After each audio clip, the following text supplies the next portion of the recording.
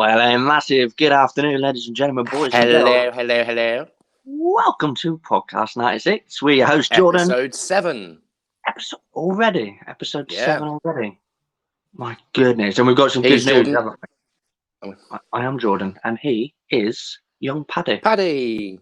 Paddy. We've got some good news. We have got some good news. We have Jordan better engaged. No. That's news to me. Go on, you tell him. I'll tell him, okay. Yes, we now finally have a YouTube channel up and running, which all the videos we've done so far. So who have we had? Carl Charlesworth, Jess Krellin, Nathan Curtis, Carly Victoria, all of the previous ones and all the ones we're going to do will be posted up on there. So there's another way to watch me and Reese. Absolutely. That was number 1. Yeah. That's where it all began. Where we are now. This is mental. And also we are thinking of doing a late night version. Ooh. We can come on, we can say what we like, we can do what we like, well, within reason. Unfiltered chat. Exactly. How was your day yesterday, man? Monday? Yeah, it was all right, mate. To be fair, yeah, we've obviously not been too busy. But like we said, if you are on YouTube, hit that like button, hit that subscribe button, and on Facebook and also, as well. Don't forget to like and share here on the Facebook page. Please do that. Hey, Joe. Hey. Chantal Bridge. Oi, lads. Oi, Savaloy. But we have been waiting for this podcast. We've been very, very excited. Yes. It gives myself and Paddy great pleasure. Please welcome to Podcast 96 for one, the only, from all the way. Where's he from? Wigan, isn't he? Is he from Wigan? Up north somewhere. Somewhere up north. Up north. It's one, the only, Ryan Higgins. That's fabulous, man. Say goodbye. Shame on you, your mama said. Shame on you, you crying man. Shame on you, you told a lie. Big girls don't cry. Big girls don't cry. They don't cry. Big girls don't cry. They don't cry.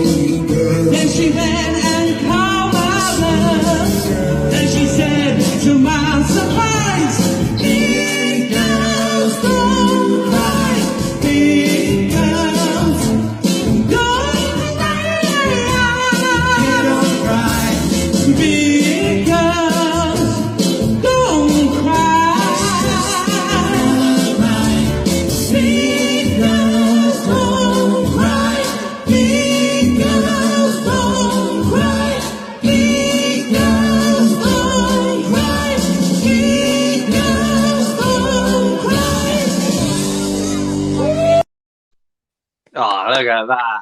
Well then. Here he is. Oh, he just popped up from out of nowhere. Did you like that? I forgot that my microphone's muted. I got 2 things. Where are you from? Somewhere up north. Up north. Not Wigan. Oh. You got to be a big one from Wigan, like Chantal. Oh. Jordan, I can't hear you, love. You can't hear me? Oh, it's a good start. I can hear you. Hi, Chantal. Thank you for coming pretty. Oh, this is all going so well. Right, I'm going to go and come back. See you in a minute. Okay. Bye, Paddy. Whereabouts up north are you from, Ryan? I'm from the Yorkshire area. So the Ridge from Leeds, Barnsley, Sheffield, that area. Ah, I thought Wigan was Yorkshire. That's my geography. Sorry. Well, that's epic. Wigan is like pie. Cool. So, welcome to the show. Obviously, we'll wait for Paddy before we have some more questions. But we've got some comments coming in already. Lewis Fitzpatrick. Hey, guys. Hi, Lewis. Hi, Lewis. I think we've got quite a lot of people watching today. So, it'll be nice. But what's been keeping you going? Here he is. He's back. What's been keeping you going through this big lockdown? Ah, that's better. Hi, Paddy. Hello, mate. Ah, yeah. So first of all, I just want to say I don't normally do these, but well done to you guys. I know Andy as well behind the scenes. It's great I've been doing this, so totally support you Thank guys, you. especially because you've been working with mental health, which is something I'm very passionate about as well.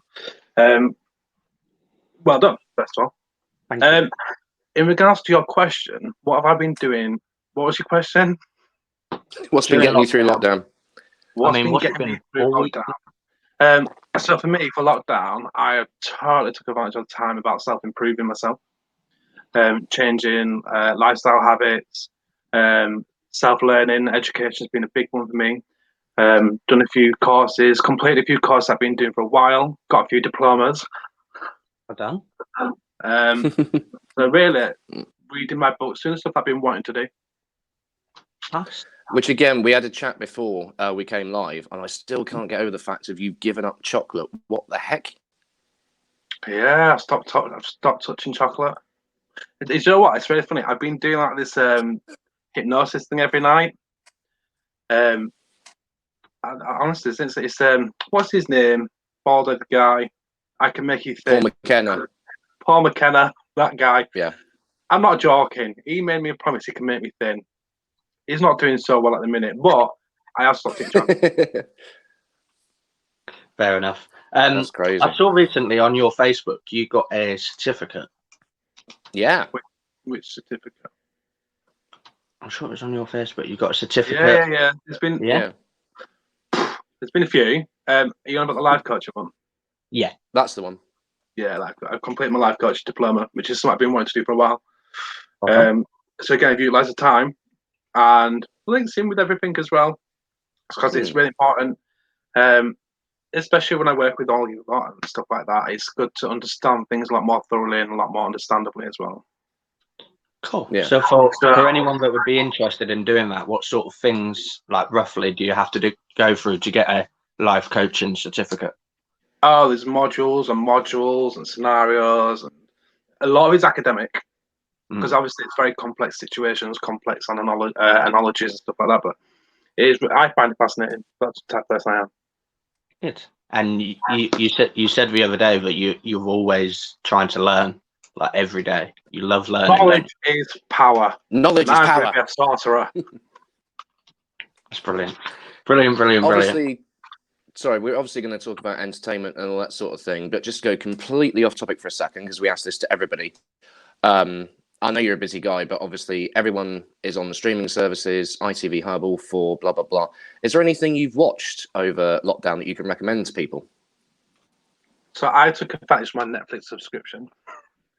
I was brought up with the classics, which I've rewatched. So things are absolutely fabulous. Bottom, Awesome. Dinner Ladies, all that kind of stuff. Yes, that's on there now, isn't it?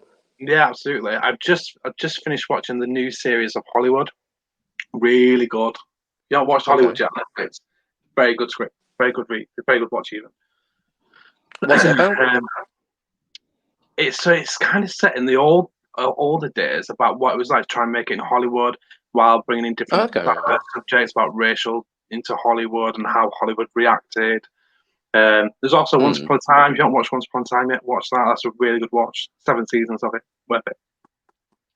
Cool. Awesome. I watched Afterlife for you, Paddy.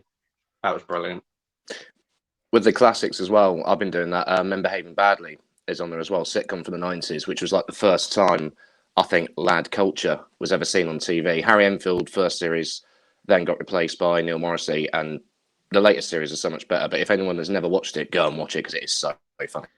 But I know you asking it as a random question, but for me, it is really important. That's what I grew up with. That's what shaped me into my entertainment. Yeah. You know, my humour, my performance style reflects from that stuff that I've learned. Yeah. Which a lot of it is Rick Mel, Ade Edmondson, Jennifer Saunders, and so on. Legend. You know, I could be. What did you think of the? What did you think of the movie? Honestly. Which movie? The Ab Fab movie. I liked it. I thought it was really good. It was just weird to see it without like without the laughter behind it. That was a bit weird, but the story was fantastic. I don't. If you find something funny, you find it funny because you find it funny, not because an audience has been put in there to make it funny. If that's the case, I I'd just love come around and laugh at you lot all the time. You'd all be funny. I love they put an in joke in there because Dawn French had a bet with Jennifer Saunders. Jennifer Saunders was like, "Oh, I'm going to finish writing it by the end of the year," and Dawn French bet her something like 10,000 quid or something that she couldn't do it, and then Jennifer Saunders did do it, but what they didn't realise was that on the last sort of 40 pages, she'd just written blah blah blah blah blah blah blah blah blah, and they put that into the when she goes to the the publishing house, and then the last few pages are just blah blah blah. I was like, I love that little in jokes. I love. They played it. Sorry, Jordan, you were saying. Ed Edmondson and Jennifer Saunders were actually a couple. Yeah, he worked on that. Yeah, as well as Dawn French and Jennifer Saunders. The young They ones. played again, classic, went off at the same time. Great sitcoms, and that's where comedy comes from. Comedy gold. Absolutely. My favourite is obviously Only Fools and Horses. I mean, my phone's leaned on the Only Fools and Horses box set, and that to me was just everything. Oh, shut up, you plonker. That's at you tarts. David Jason was just What, brilliant. Dave? Absolutely. I'm intrigued to see them when theatres reopen. That's a big thing that's been in the news this week. Cameron McIntosh, big deal in the West End. He said theatres may not open until next year. Mm-hmm. Which again, because of social distancing and all that, which I'm just like, is that all theatres or just his? I think it must be all theatres. But if Only Fools and Horses the musical comes back, I'll be interested to see that. There's so many different rumours, isn't there? It's like theatres are saying they're not opening until next year, but then like the Premier League and football stadiums are saying, oh, they could be open next month, and it's just no one knows what's going on. I think it'll be, for me personally, my personal opinion, reopen them, but put the procedures in place, put the preventions in place. Definitely. Because that way it's down to people who go there. It's their choice then. The only problem with that is, like I said, theatre sales and stuff like that. Which is like I said, because Panto this year is kind of up in the air at a minute, which hopefully this time next week we'll have Steve and Matt on to talk a bit, because they're both Panto stars at Whitley Bay in the North East. But and Rolo, for a lot of theatres, Panto is their biggest earner. So maybe when the theatres do reopen, yes, all right, it's out of season, but start with Panto. That will get loads more money into the theatres. That's what I'm saying. I'll put on a good musical. What was that? Oh, yes. Avenue Q. I say bring Beetlejuice in. Best musical ever. Yes. Without a doubt. So obviously our podcast it's mainly been about entertainment so far. I mean, you can see the footballs and the wrestling and the setup there, but I mean, everyone that's been on so far. I've got right into wrestling lately. You love a bit of wrestling, don't you? Well, I've got right into it lately. WWE Women's, because someone who has been a great support to me, Luke, hi Luke, he watched it all the time, so I watch it all the time. So women's wrestling, I'm on the ball with. Good. Who's your favourite? That's like saying, what's my favourite candy bar? Yeah, okay. None at the minute. No, American go with candy. The women's wrestling is taken off, and obviously what WWE and wrestling used to be it was a very male dominant TV show. But yeah, definitely in the last 5 years, it's all about the women. It's brilliant. But entertainment anyway. Where did it all start for you, Ryan? Was you a kid when you first thought this is what I want to do, or where did it all start? So we're going way, way, way back. Started off when I was a baba, and I've always been a big mouth, gob shy. And I was sent. I said I was sent. Mum and Dad gave up everything, but they sent me off to performing arts school. So it was normal school. I do normal school in daytime, and then night time, 6 nights a week, I'd go to performing arts school. You studied the craft, singing, dancing, acting, theatre, film and TV, radio, so on and so on and so on. I did that for years and years and years and years. Throughout that time period is where I started getting the experience doing some work in theatre, doing some work in TV and film, doing some work in radio. So a lot of it developed from a very, very young age. Brilliant. And when did the holiday parks come into it? long, long time ago, I can still remember. I can't remember the exact year. 2011, 12, something like that, somewhere around there. I went for an audition for Park College UK, and this was the days when you'd have about 100 people fighting for 5 jobs. When it was the old school. Yeah. I remember going to an audition. I was just like, "Oh, okay, let's give it a go." I used to be a teacher, so I came out of teaching going, "Oh, I want to do something for me, a bit fun, a bit creative, a bit crazy." So I gave up teaching to audition for Hawley Park Entertainment and went to the audition. And I remember on the way train home is when I got the phone call, and I was just like, "All right, banging, 3-man show team." Never looked back. Amazing. Good. And we'll go back Because I mean, to with that as well, we've talked about this before. From when you started to now, how do you think the holiday park industry has changed, and has it changed for the good, or not? Because again, I was always saying party dances are my favourite thing. I will always every night try and slip in one of the old ones like Agadir or Superman because they're classic. But how do you think it's changed for the good, for the better? Blah, blah, blah? I think it has massively changed. So for me, there's always the conversation that happens between old school and new school. And one of the key essential formulas in that is the word millennials. Yeah. You know? A lot of people, especially in this industry, are millennials now. Doesn't mean I'm living as the same. It means they come with different perspectives, different wants, different needs. So in the old days, when we do entertainment, do you know what? Me and Kelly talked about this not long ago, and Paul, we would do the job no matter what the hours, from daft o'clock in the morning to daft o'clock at night, repeat every day. We'd do it, not for how much it paid, but because we loved doing it. We'd never old school all the way, Chantal Bridge, absolutely. Chantal. And I think it's important, but now you'll find, especially in the new school, people want to make sure they're working, and rightly so. How many hours are they working? Are they working? Are they doing extra time? Are they doing? Do you know what I mean? There's all these little legalities, if you want, that they want to make sure that they're getting the best deal. Or for us, old school, it wasn't about the best deal; it was for the love of it. I think that's the passion is the key ingredient. And the one thing I always had is a passion, and that's why they're all saying, if you ever stop loving what you're doing, stop doing it. Because there's no point doing something you don't enjoy anymore. And it's the same with me. Like if we're in Jordan, if we're in late night disco, for example, and the RM comes up and it's just like, well, there's quite a few people here. We'll probably stay open for another half hour. Like, yeah, go for it. I don't care what time I'm going. It's exactly that. True. Sorry, Jordan. But it's totally true though, Paddy. Like, there's going the extra mile because you love what you're doing, but then there's going the extra mile because it's not because you love what you do, it's because that's what you want to do.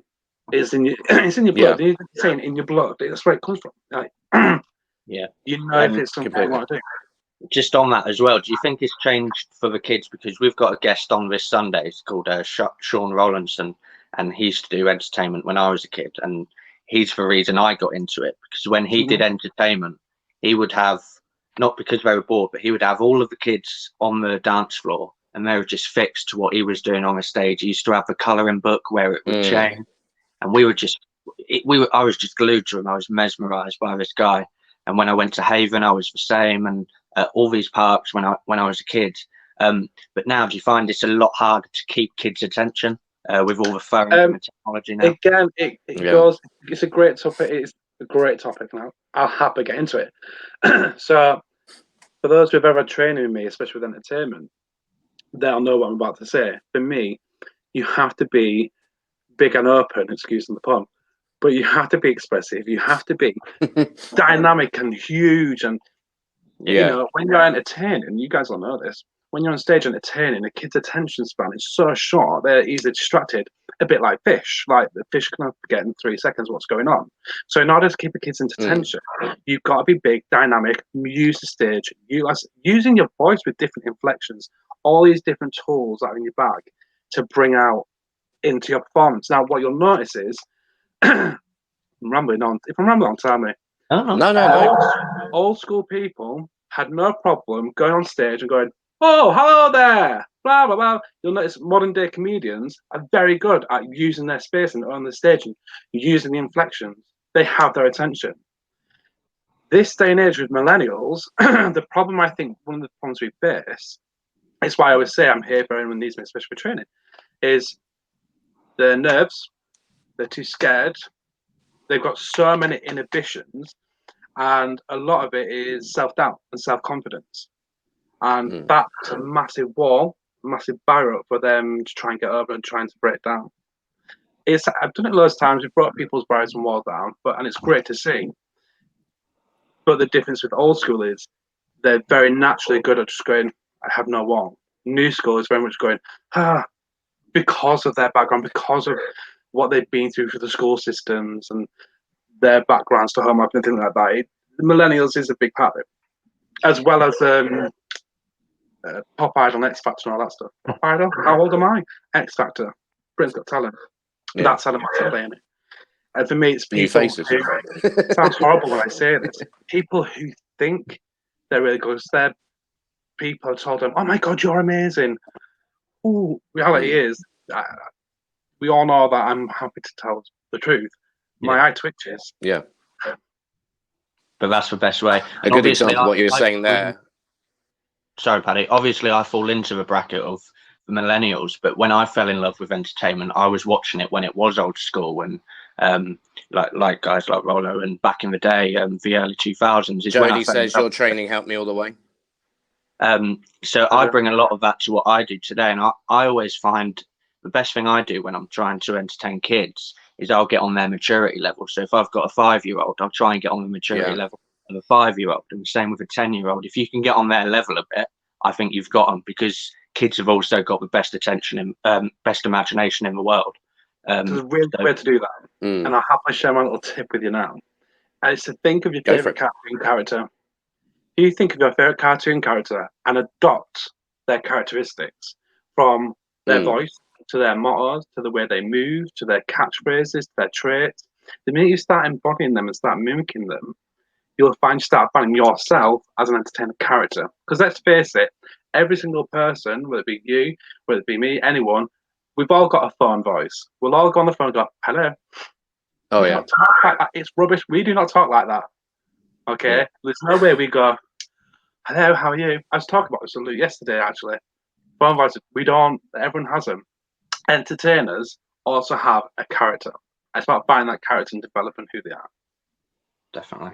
Again, the phone voice thing, I was going to say, to go back to what you were saying about the old school thing, good example of that is Lee Evans. I don't know anyone who doesn't like him, but he's running around like a blue-ass fly. He's, again, the inflection, that is a great example of what you're saying. Hey, I'm not a massive fan of Lee Evans, but this is a North and South divide thing.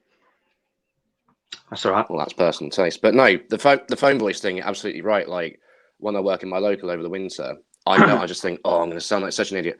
Good afternoon, Church and Arms. Paddy speaking. How can I help? That's how I sound. It's just, that's can you do that again, please? You're going to record this, aren't you? No, I'm not. I mean, it's going to be recorded anyway, because this ain't going anywhere. Yeah. Good afternoon, Church and Arms. Paddy speaking. How can I help? That's how I do it. No, I'm just answering the phone at the pub. All right. Oh, I'm not ringing that pub. Have a pint. Chill out, will you? I can't. I'm working. Just something little. There's obviously something called a microphone voice. How quick did you find your microphone voice? For me, I found it quite fast, but I know some people find it a little while to find that. So I love this subject. So when me and a friend, colleague of mine, Kelly, are talking, when we're driving, we'll ring each other, and sometimes when I'm on the road that long and I'm tired, I'm like, yeah, absolutely, yeah, this X, Y, Z, whatever. And every now and then she'll pipe and go, right, can you just do your compare microphone voice? And I go, okay, and I'm back in the room, so this is what we're saying. And again, for me, it comes back down to the character of the inflections, intonations. It's not so much of the microphone voice, I call it the entertainer character voice. Yeah. I've noticed I always say the word well at the beginning of everything. I've noticed that with myself. A lot of people do the absolutely. They have little words that they use all the time. If you're using a microphone, and you don't know what to say, you go, So, well, absolutely. But once you Oh get no, rid no, of it's not the well like that. It's not well like that. It's like the beginning of the evening. Well, a very good evening, ladies and gentlemen. Welcome. It's always to that get kind you of into it. Jeremy Clarkson type Well, growl. Yeah. very good evening and welcome. Yeah, I do that all the time. Although I have started doing RuPaul as well. Hello, hello, hello. I've started doing that now. I don't know why. Fair enough. I go like this and go, whoa, whoa, whoa. Can everyone pipe down? Thank you very much. Where do you think you are? Let's be quiet, shall we? That's brilliant. Amazing.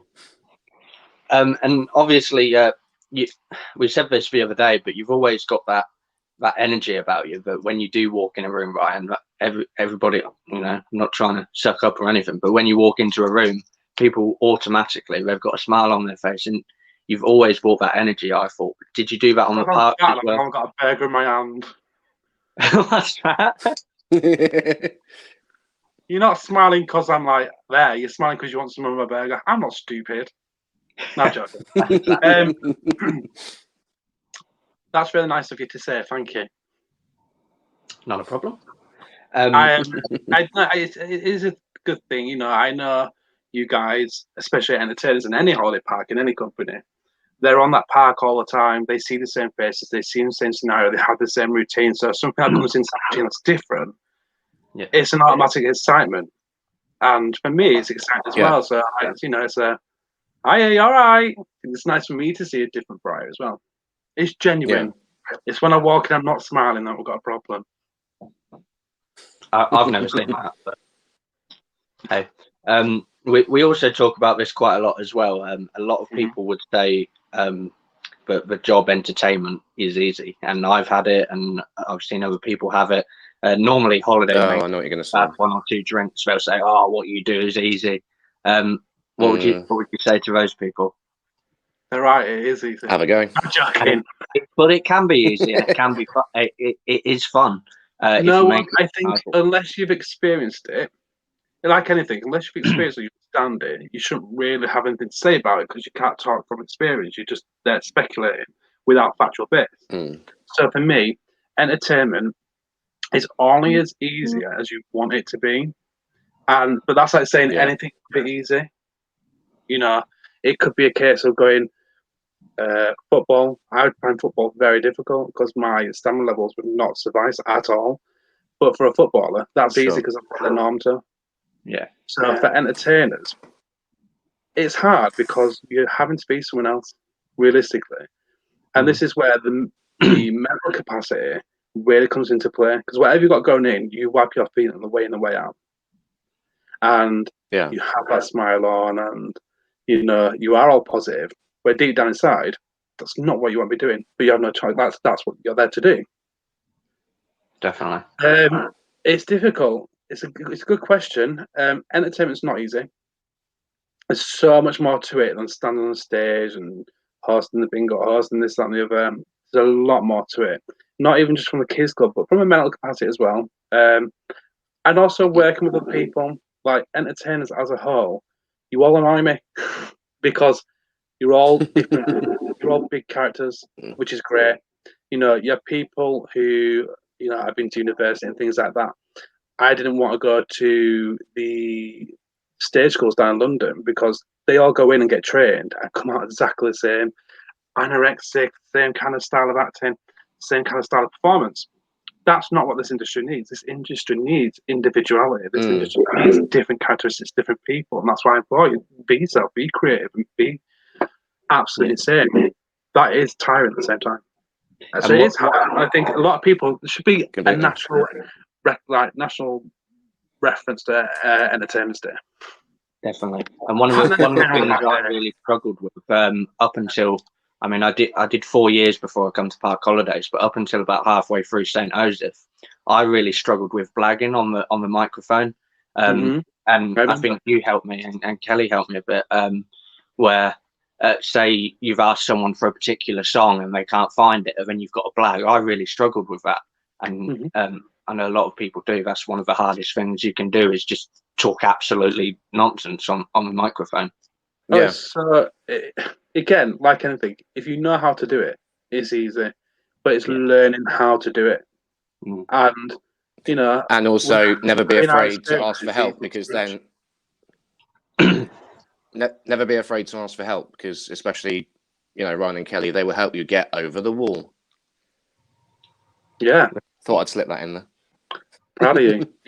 It's all good trying to climb a wall. I like to knock one down. It's easy to knock one down because then the wall's gone. Instead of trying to climb a wall, you're still leaving a wall there. Knock it down, but only you as the individual can do that. Is there anything? I think this is true for not just Ents, but every job. There's always parts of it you don't like. Me personally, I cannot stand Chuchiwa.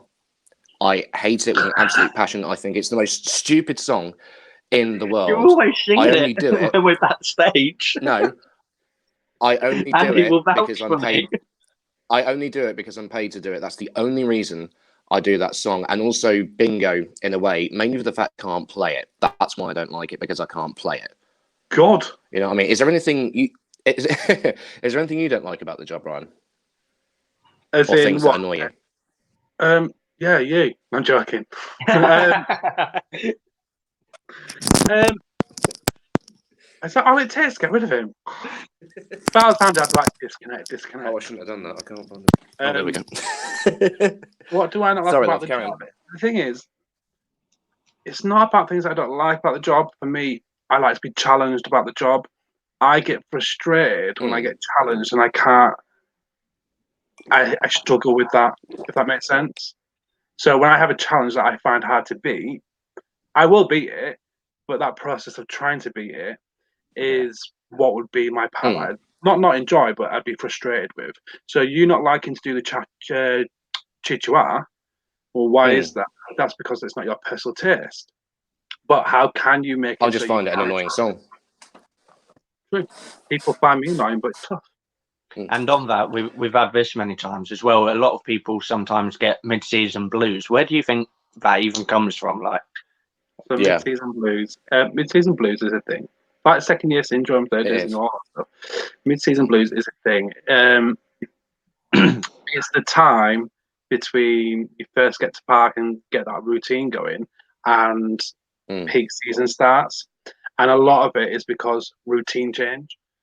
People get into routine, then it's got to start change because peak season's going to get hit. This day and age, it's slightly different because of what's going on in the world right now. But at the same time, very similar.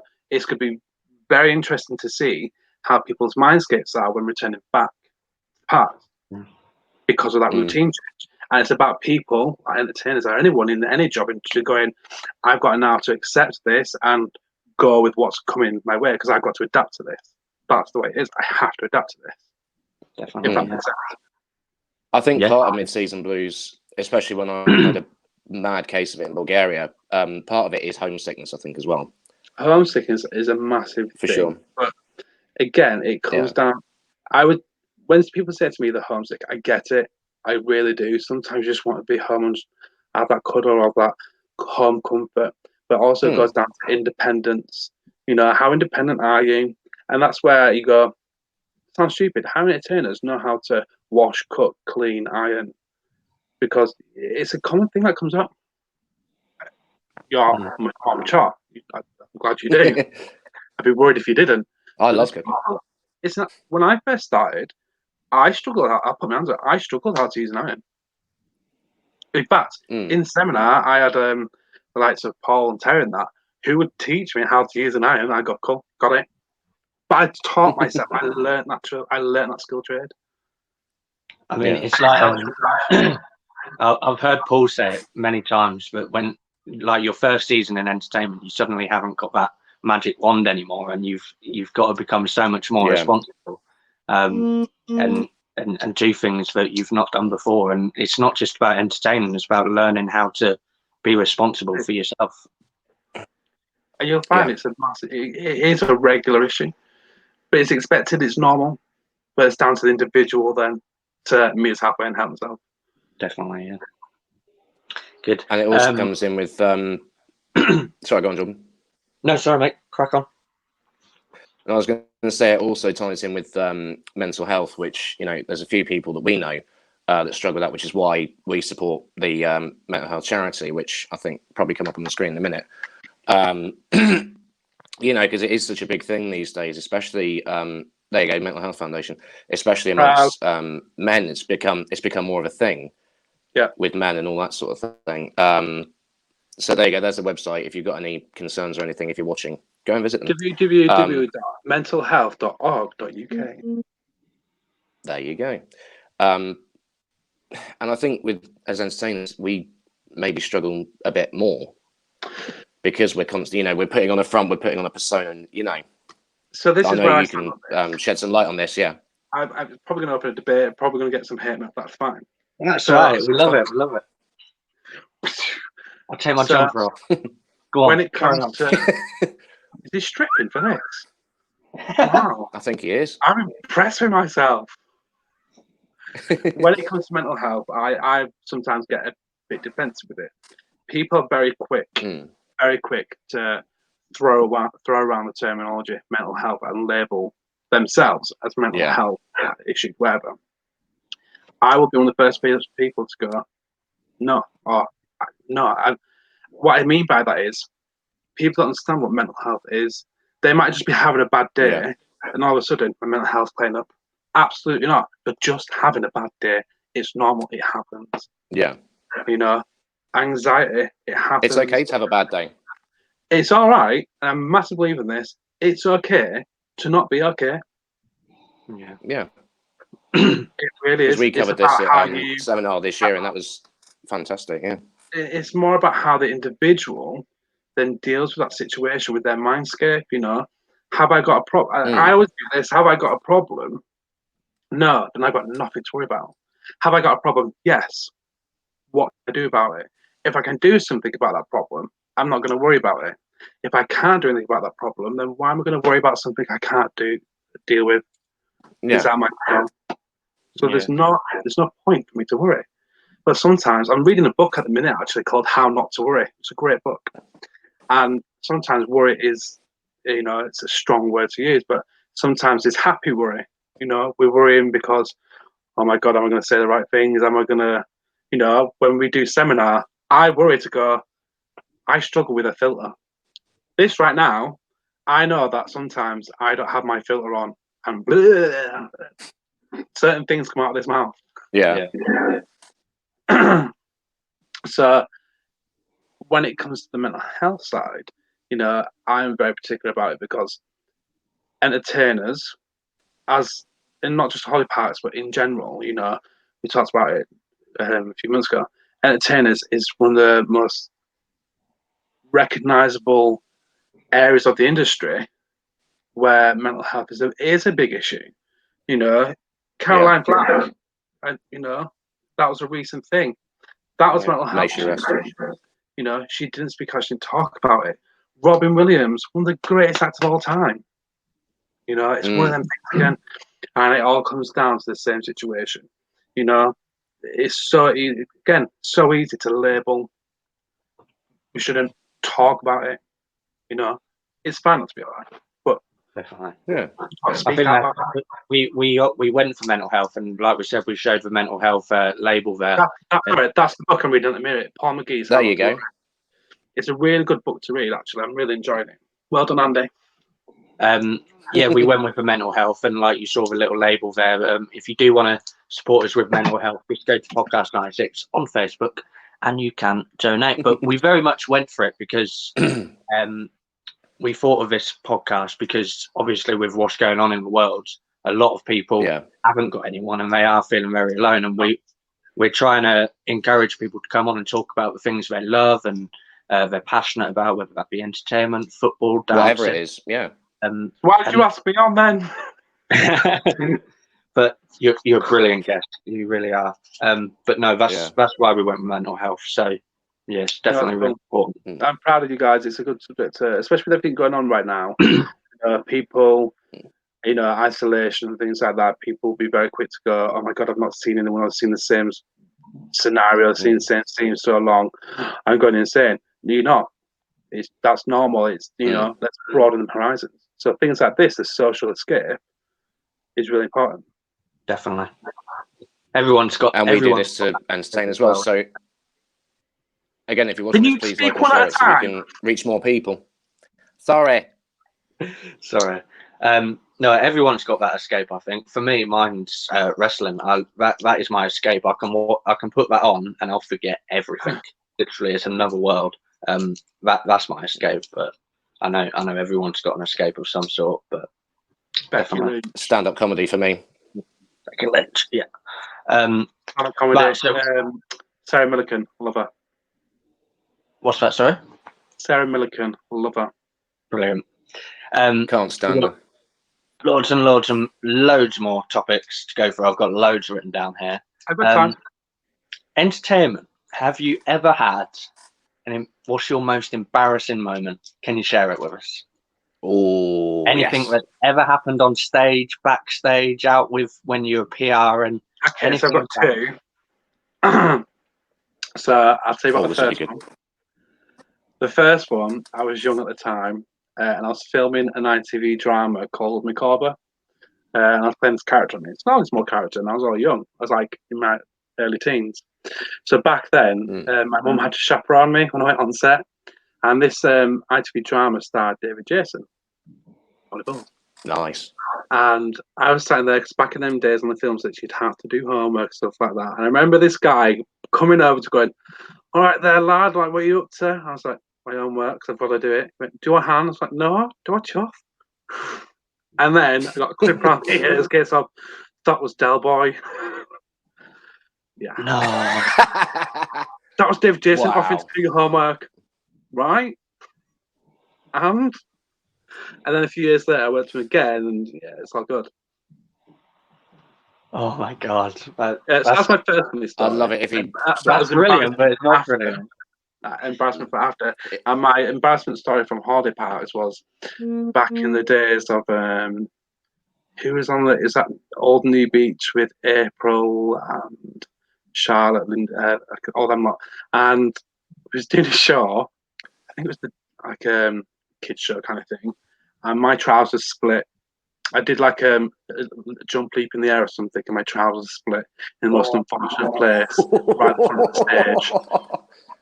To the point, I think April had to run off and grab I think it was like a girl's top or something to wrap around. Well, let's just say I got a really good 5-star TripAdvisor review. I would have loved it if David Jason had looked over your shoulder, saw you got an answer wrong, and was like, "You got it wrong, Ryan, you plonker." That would have been brilliant. I worked with him again a few years after. Remember that story. It's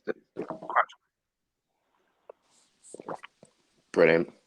But you were talking there about TV, because you've done a bit of that. The ones you said to us were My Parents Are Aliens, which is a brilliant show. My Spy Family, was that something else you're in? I didn't tell you that's rubbish. There you go. Oh, look at you. What? That's My Spy Family, isn't it? Oh, look at that. I am fuming.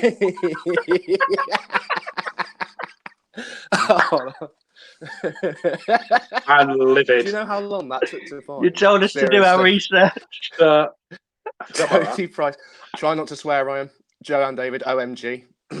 Brilliant. So how do you find it's different? On a serious note, Cartoon Network, how do you find it's different? My Spy Family, where I played the bully Hogsy. Yeah.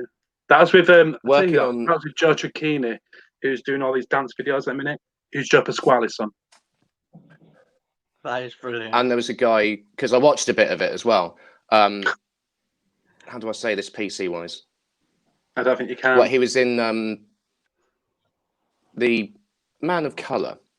He was in an episode of Only Fools, and he was in, is it Snatch? Or something? He played like yes. I don't like Rosas, yes. I don't like milky tea. Oh, brilliant. Yeah. Yeah. How different is it working on stuff like that to say working on holiday parks? Oh my God, that gave me life. Gave you life. Amazing.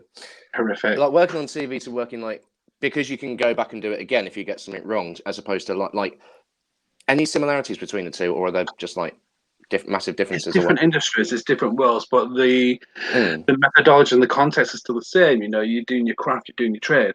You know, that one scene that you just have the clip from the screen, the shot from them.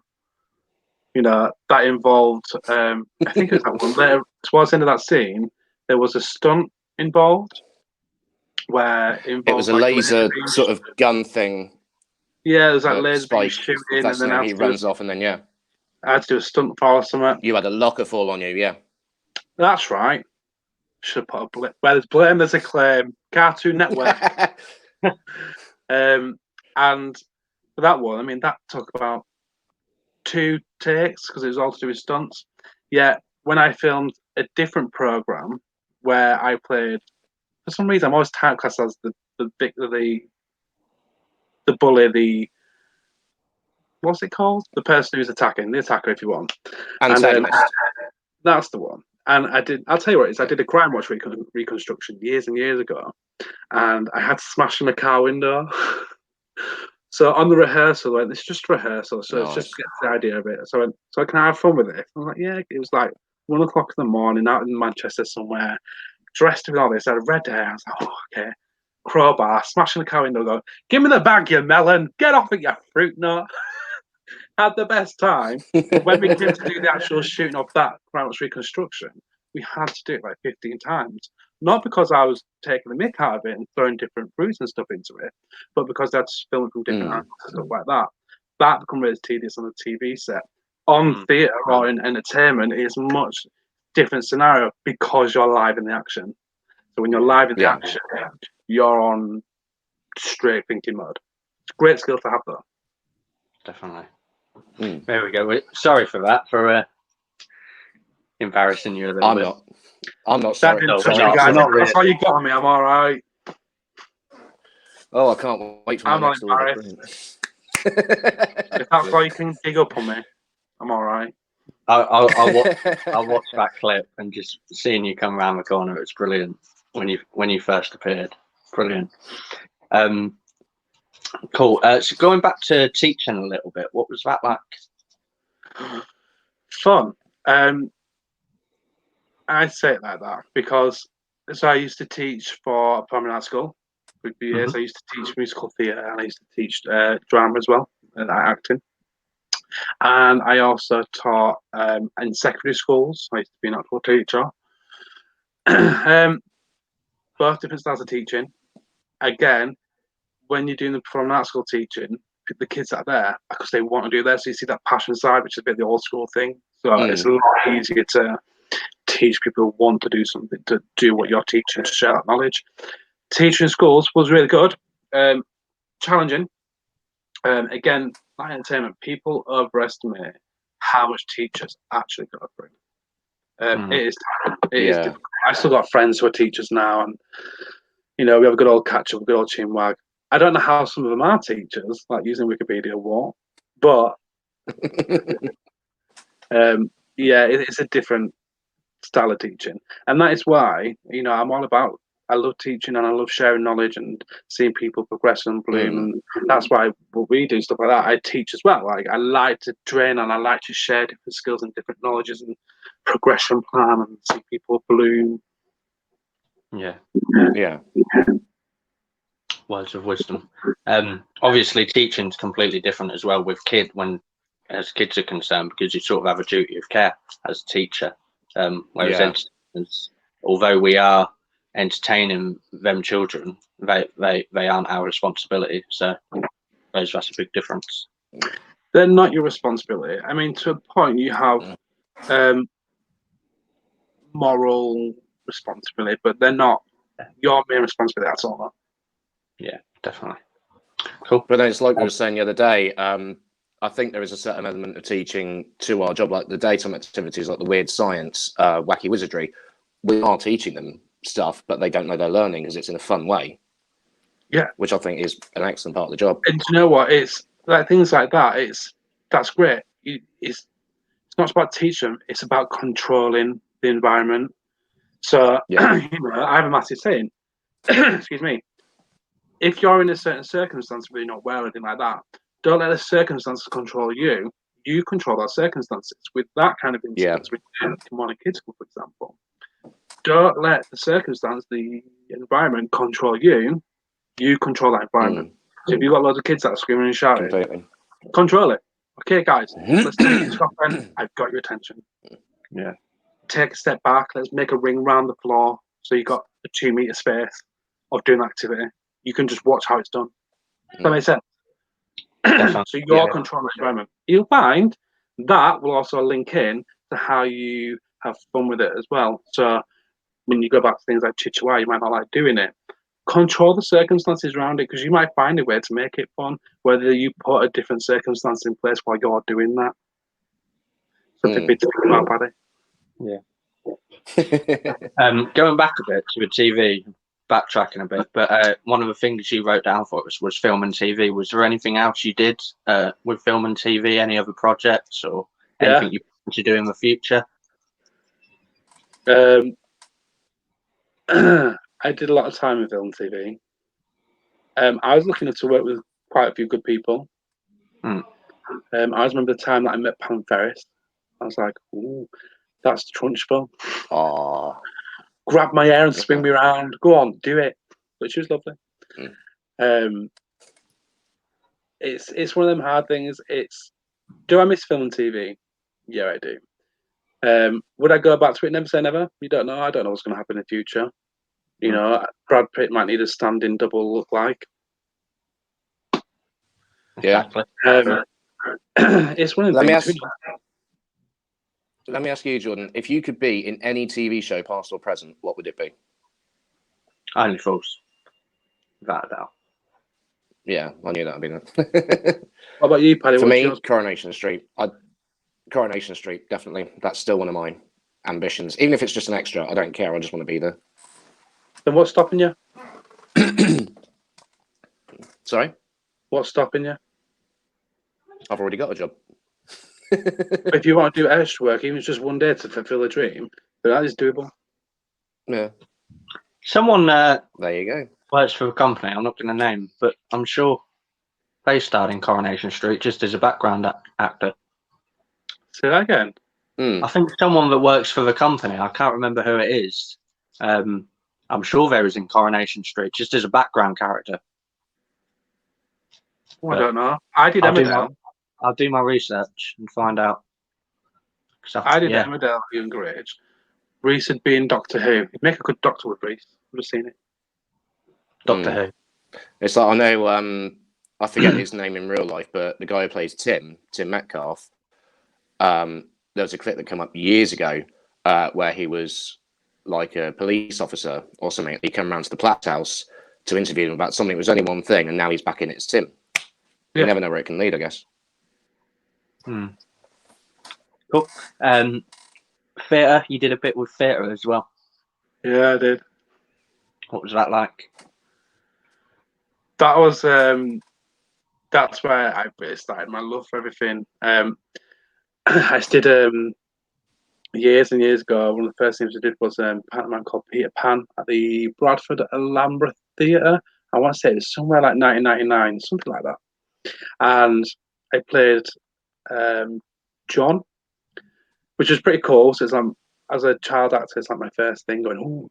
And in that was Leslie Grantham, who played Data, and Joe Pasquale. Oh, wow.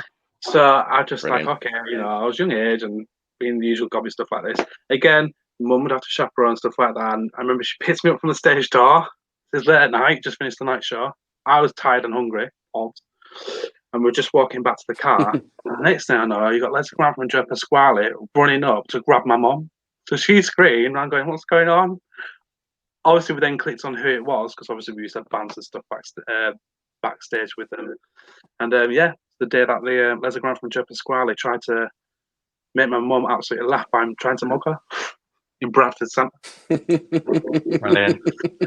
Yeah, theatre's always been fun. You know, traveling. There's different types of theatre. Traveling theatre, TIE, pantomime. I love a good play. I'm very much a Shakespearean fan. Shocking. Nice. Good stuff. I was going to ask, ages ago, but I completely forgot about it. I've been rambling, Jordan. You can tell me to shut up whenever you want. This is the only time No, you can not do. at all, As soon mate. as Not, things I change, mean, yeah. how long are we on now? We're approaching an hour, but it's fine. Yeah. Going back to that confidence thing, like, do you think confidence is something you get in your childhood? Because obviously you're very all entertainers are confident, but you've got that aura about you where you can speak in front of crowds and whether they're colleagues or do you think that comes from your childhood or something you can just pick up during school or? Great question, Jordan. Okay. I think confidence is all about the individual, and that does come from your background, everything like that, and the influence and stuff like that. But it's all about the individual and about how strong you are as a person. You know, everyone has got insecurities. Everyone does. It's fact. Oh yeah. But it's about whether or not you choose to let them bother you. So I go back to you controlling the circumstance, not the circumstance controlling you. You know, before I do seminar every time in front of all you lot, do I have a little moment where I go, oh, yeah, every time. And then I come out and I just go, you know what, I'm me. It's tough. I'm who I am, and I'm a big gobshite. And hi, if you don't like it, it's tough. Confidence, I believe, can be self-developed. It can be learned. Definitely. And it's about the individual's journey, if you want, because everyone's on a journey. I always say everyone's writing their own story, their own book, and it depends how them as an author wants to write their character and their storyline. Definitely. Brilliant. I don't want to sort of go for the motivational time with Ryan, but can you tell us about the Yellow Brick Road? Yes. So the Yellow Brick Road model is mine. I want to make this really clear to everyone on social media, everyone. It's I brilliant. founded it. I developed it. Anyone steals it, I'm going to sue you. The Yellow Brick Road model. Yes, I can. I created the Yellow Brick Road model because it's relevant. A lot of people can relate to it. And when I did, I'm a geek and I love training, I love studying, I love psychology, training, all this stuff. And as I was reading this text and learning, I myself was relating it to the same kind of situation. I was like, that's how I've understood that. And that was quite easy for me to understand. So when I have relayed that on, I use the same terminology and it's where it's come from. So for those who don't know my Yellow Brick Road model, do I tell them or do I write a book and make money on the proceeds? Tell us. Go on, tell them. And write a book. Oh, maybe. Yeah, do both. The Yellow Brick Road model is, so I always say, imagine yourself on the Yellow Brick Road. In the distance, you can see the Emerald City over all the green fields, and it's beautiful, it's lush, absolutely amazing. And you can see the Emerald City in the distance. That's one Yellow Brick Road.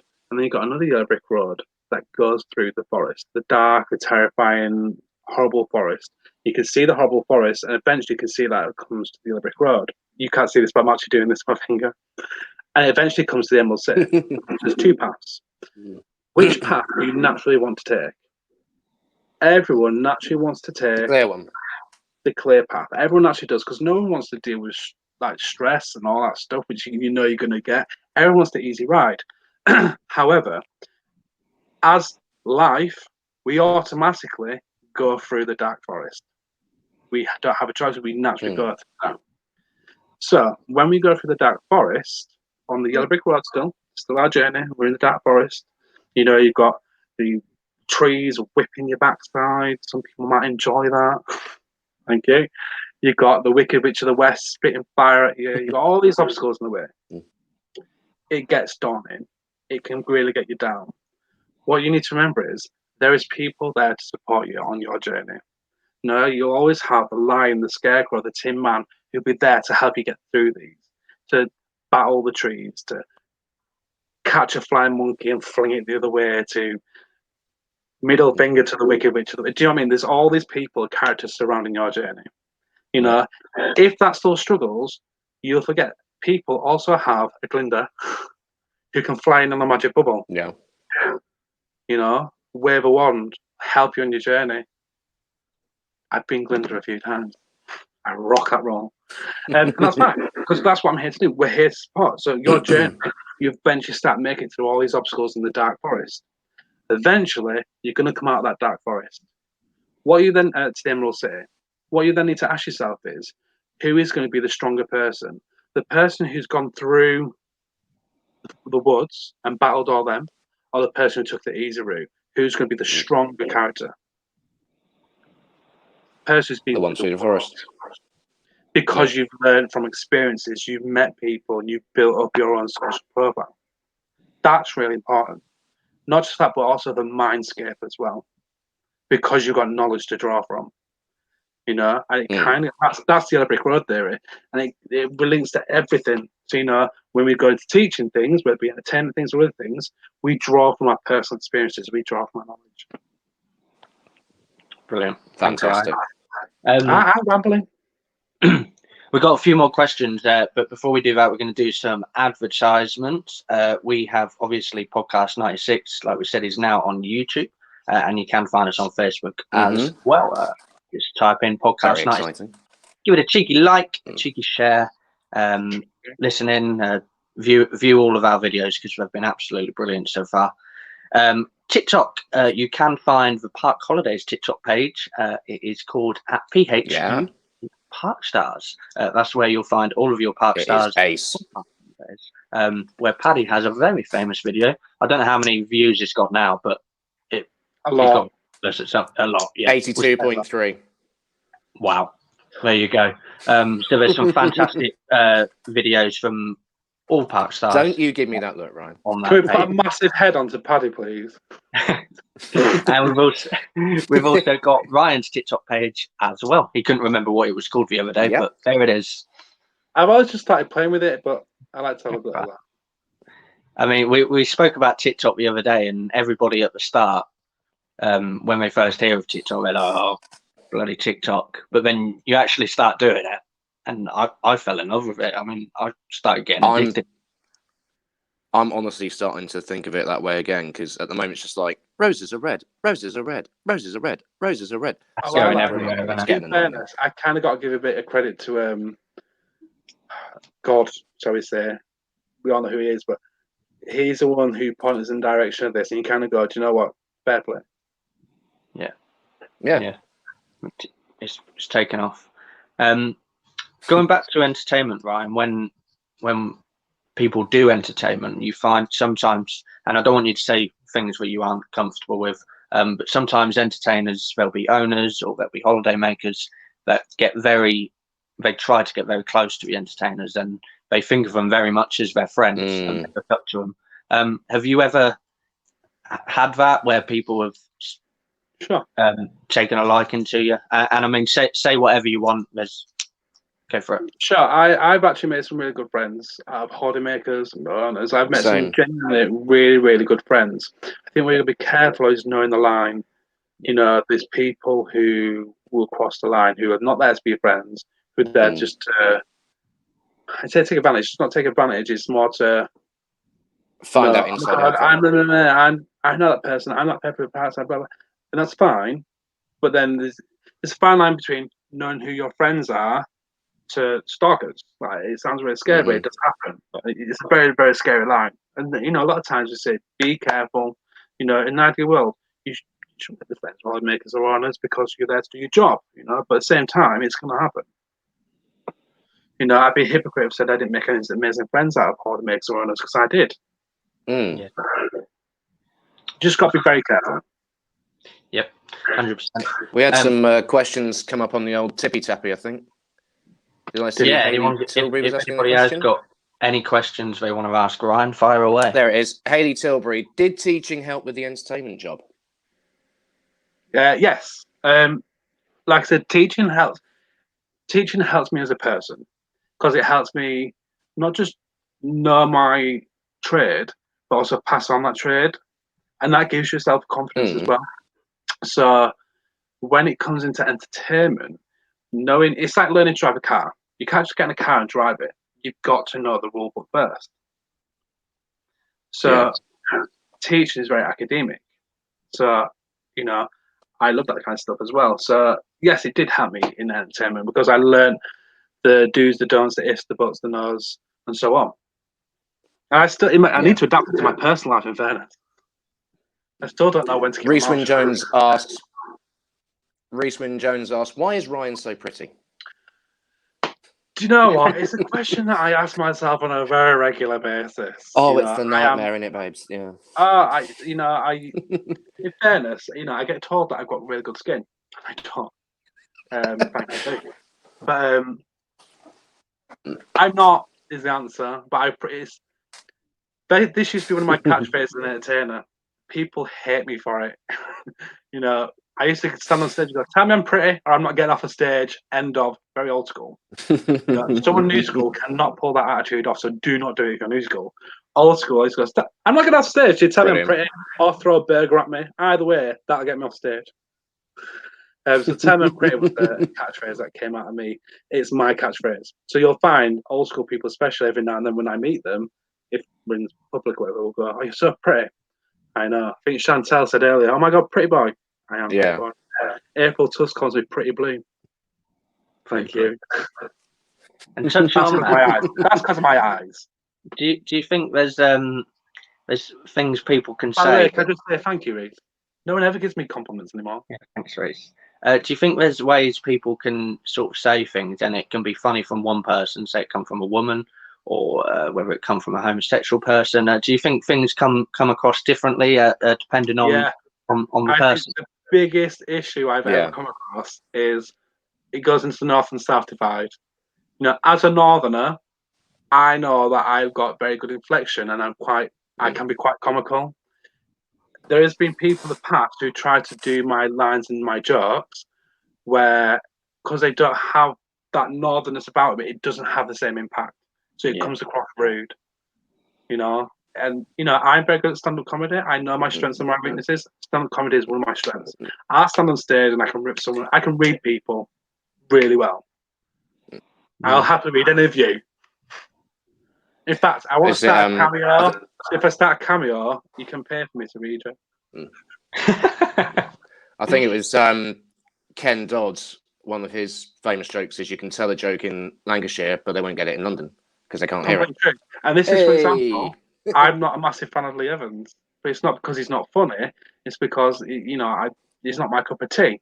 Whereas Peter Kay, Phoenix Nights and stuff like that, he stand up brilliant. Sarah Millican, I love her. It's just personal taste, but it's knowing about. What about comedians? What about comedians such as, say, because stand-up comedy is a big thing for me, like Roy Chubby Brown, Jim Jeffries, Jim Davidson, who are very, I love Jim Davidson. So again, there's something such as well. Same. Jim Davidson's Cinderella with Charlie. Yeah, Charlie Drake. It's one of the funniest things I've ever seen. It's hilarious. I might rewatch it again the next few days.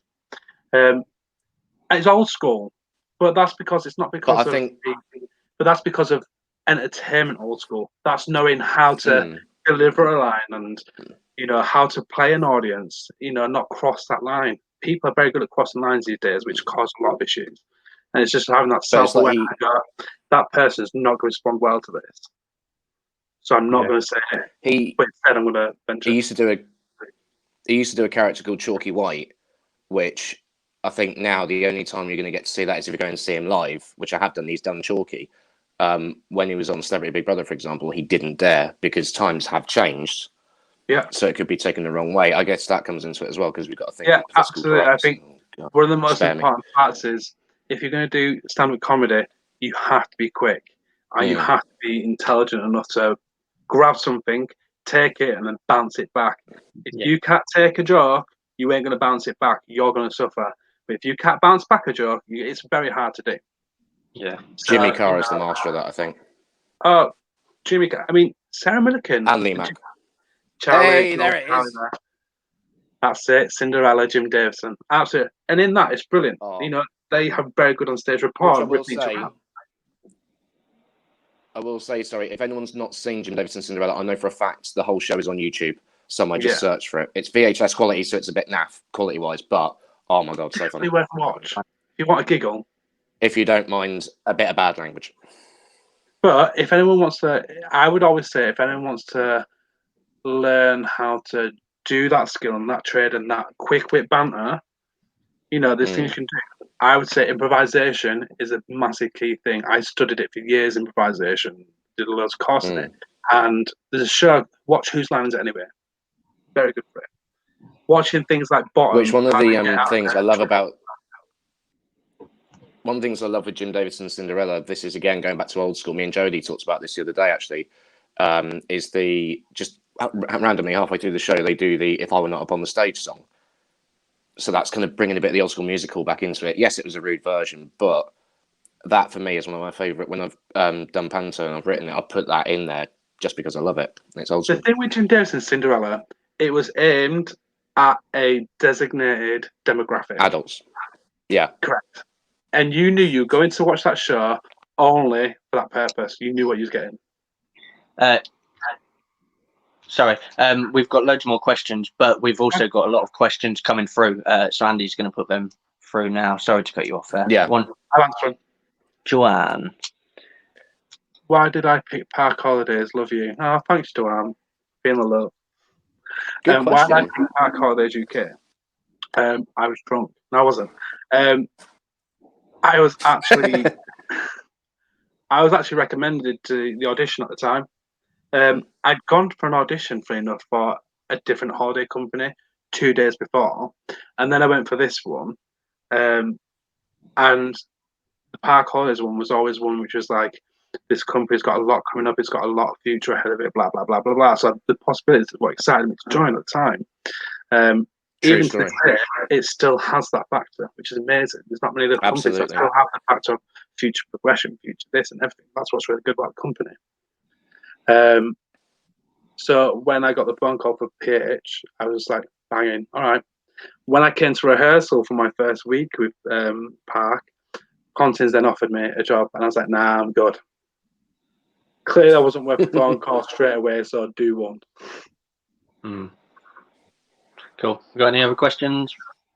Jodie. Here we go. Oh, Jodie Price. I've shared this podcast. Question for people who want to get into entertaining. What advice would you give? Oh, yeah. People who want to get into entertainment. What's your advice? Solicit yourself. I'm joking. This is why I should not do live things. So I think for me, is know what entertainment you want to do and be realistic with yourself. You know, learn what you need to learn and I would say get the training in. One of the best things I did, I was lucky enough to have amazing support, and support is really important. Even to this day, my support network I know is really good. I've got someone who cares about me a lot, who supports me a lot. I've got my friends, my colleagues who support me a lot as well. So a support network who can be honest with you is really, really important. And learning the skills properly, what you need to learn about why you want to learn it, the passion to it. So, for example, if you want to be a vocalist, a singer, learn to sing, okay? If, get them singing lessons in. It's not easy. Learning how to breathe, learning how to perform, learning how different things. You're going to get criticisms, and learning how to take criticisms is one of the hardest points. You need to learn how to take criticism. I've gone through it. We all go through it. Even to this day, we still get criticism. Definitely. Got any more, Andy? Put them through. Put them all through.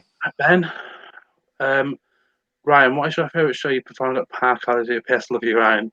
Thank you, Ben. Love you too. It's nice seeing all familiar faces, and I hope the Baba's all right. What is my favourite show that I love to do? That's hard. I like the shows that I used to do.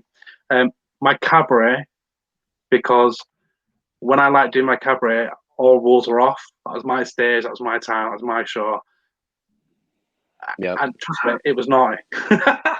In regards to the shows, I did like doing the We Will Rock You Queen show with that team in 2014. I loved doing the shows in 2015 and 16 with them teams as well. It's not so much about the shows, it's about the people you're with. Definitely. I would say as well, not that we're trying to overly promote, but the shows that we've got this year are absolutely amazing. If anyone wants to see them when we're back open, Park Holidays UK website, go and see it, book your holiday. And you can book through the Facebook page as well. they're probably the best they've ever been, the shows now, because there's so much gone into them. It's definitely worth this to watch. I love the poster for the 80s because I'm a huge fan of Back to the Future. Sorry. Lewis Talk to, Fitzpatrick. Hello, Lewis. Do you have a favourite cab from outside the park? Oh, took my favourite visiting question. Ryan? Stole my question, but it's Do I have fine. a favourite cab from outside the park? Yes, I do. I love, it's not being biased, I love Lucia's Cabaret. Lucia from Tiz, for those who don't know, she's an amazing performer, amazing singer. Her cabaret's phenomenal. I have loads of cabarets that I really like. I like Gel Duo. Again, it's all personal taste, isn't it? About who you like, who you don't. I love comedian. It's really funny because there's loads of different acts out there. There's tribute acts, there's comedians, there's magicians. I love good magician. And some really good stuff. I really like the internal entertainers cabarets every now and then. I think they're really good. April Tusser's great in the cabaret. Yeah. Really good. When Kelly's drunk, she does an amazing cabaret. Let me throw that question to Jordan as well, actually. I don't know if we touched on this the other day. Your favourite visiting act, Jordan? Like we were saying earlier about getting into comedy, I would love to do comedy because I remember seeing that when I was back in Harlan. I loved people like Tank Sherman and Paul Z, who are brilliant comedians. Tank was just fantastic, but obviously Andy as well with his magic. I love magic and I love comedy. But yeah, Tank Sherman was probably the one that is my favourite. Which goes back to Ryan's point. He's old school. Yes, definitely. I'd love to get. I'd love to see him in Parkland. That would be brilliant. I'm a bit old school, but I look young. Oh, Andy. Who puts the shows together, and how do you decide which have been performed each year?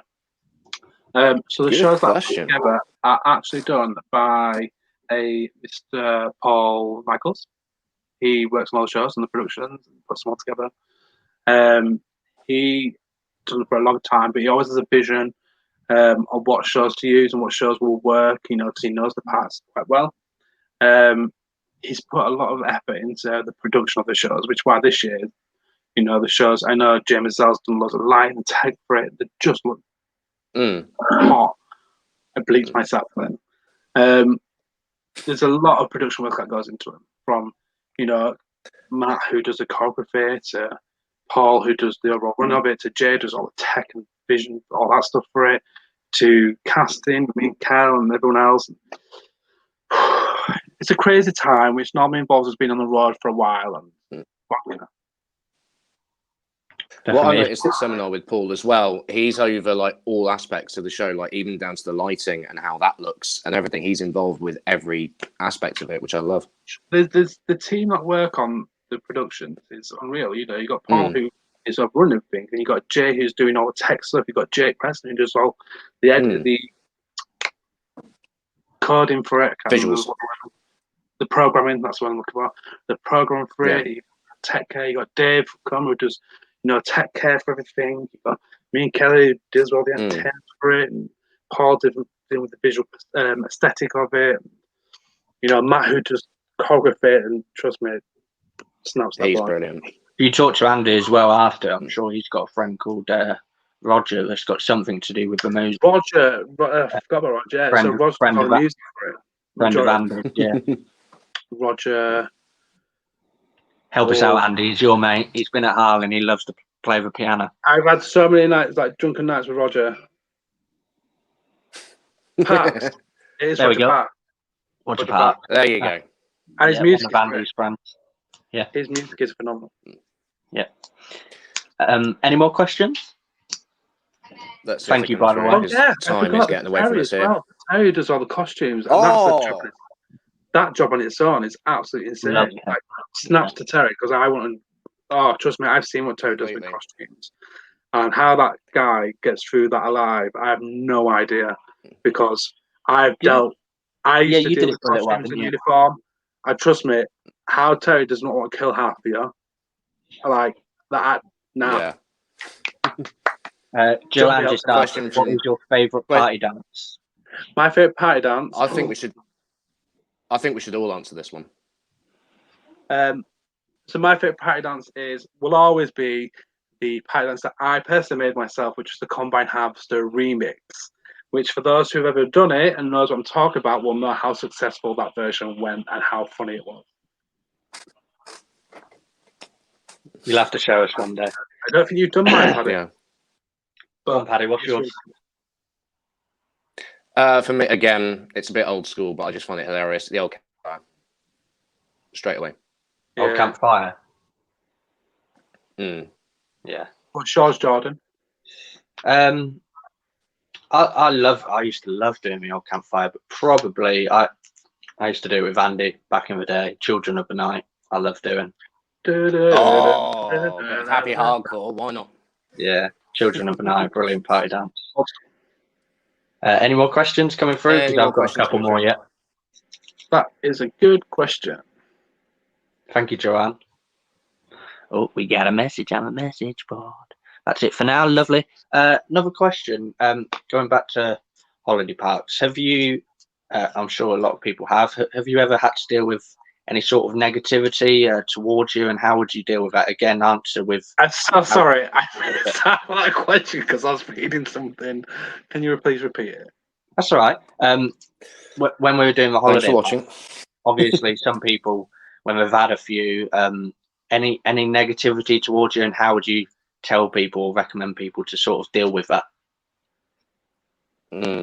Sorry, say the first part again. When have I got negativity? When you're working on parks, say it's a late night and people have had too much to drink, any negativity?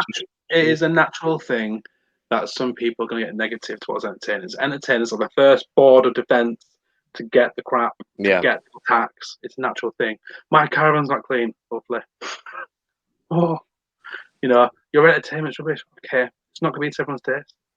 Main thing is, people are going to get personal sometimes, and people are going to take out on you, whether it's to your face, on TripAdvisor, on FIFA, on anything.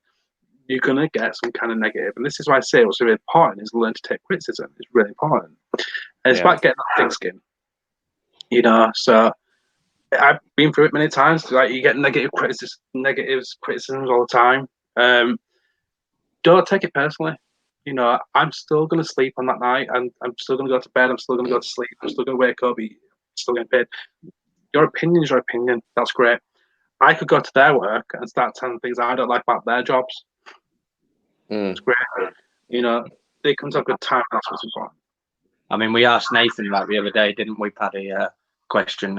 We did, yeah. If he's ever had anything, whether that be homophobic comments towards him, and he answered it brilliantly. But you're absolutely right. Stuart, who's your favourite team who you have worked with? He's asking me to dish the tea.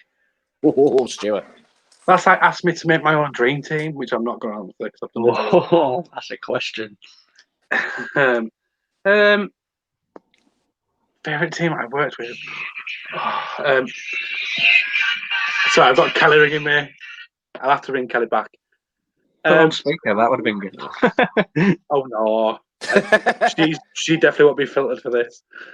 I would say favorite team. The year at 2014 with Rave, that team was really good. Working with Kel.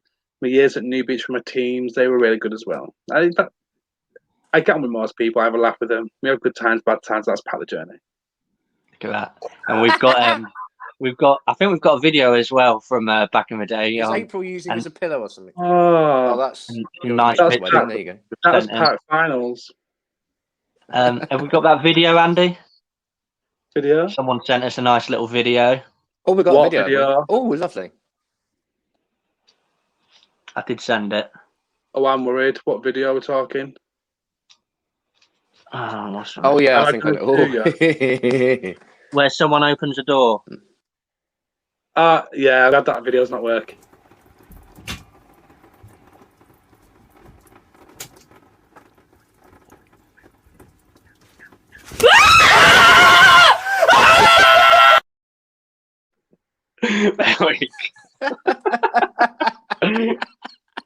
Ryan, you told us to do our homework. Oh man, that was with two of my friends who worked with that year, Harriet and Shannon. And they've both gone to some amazing things now. Is that a genuine reaction from you? Because yeah, Like, I wasn't. I was. You look like I panicked because I could have died, may I add, from shock. you just Right? look like the puppet from Saws just jumped out at you. I'm not amused. Oh, brilliant.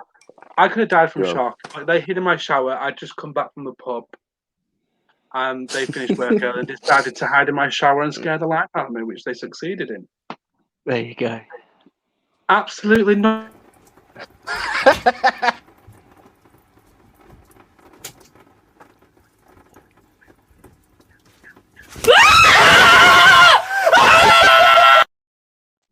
Brilliant. I can't believe that I muted my microphone to play that video twice. That was Andy there. Sorry. Jamie. We are approaching the end, and it has been an absolute pleasure. We're going to show one of your TikTok videos as well. Obviously, we advertise that. But again, it has been an absolute pleasure. Just to let you know, guys, we have got. Thank you, Ryan. Thanks for having me on. Really well done to what you guys are doing, and to everyone else that's doing things as well. You know, I know loads of entertainers are doing things. It's great to see. So I'm really proud of you all. Keep it up. Keep your spirits high, and remember, if you ever need me, give us a shout.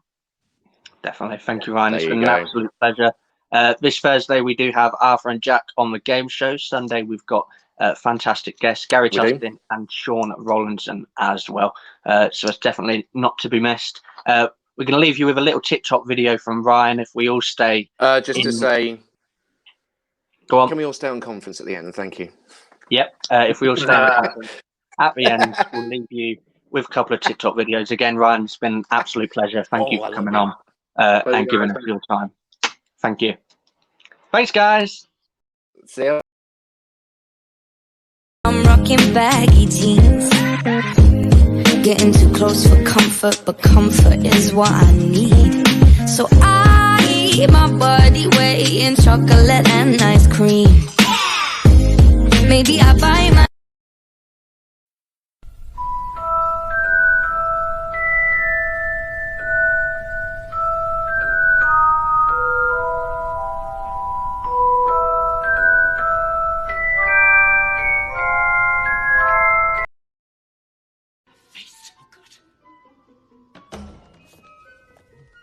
Miss Helen? The water's boiling. Hello! Ah! Oh, I'm sorry to frighten you, dear. I must look like a yeti in this.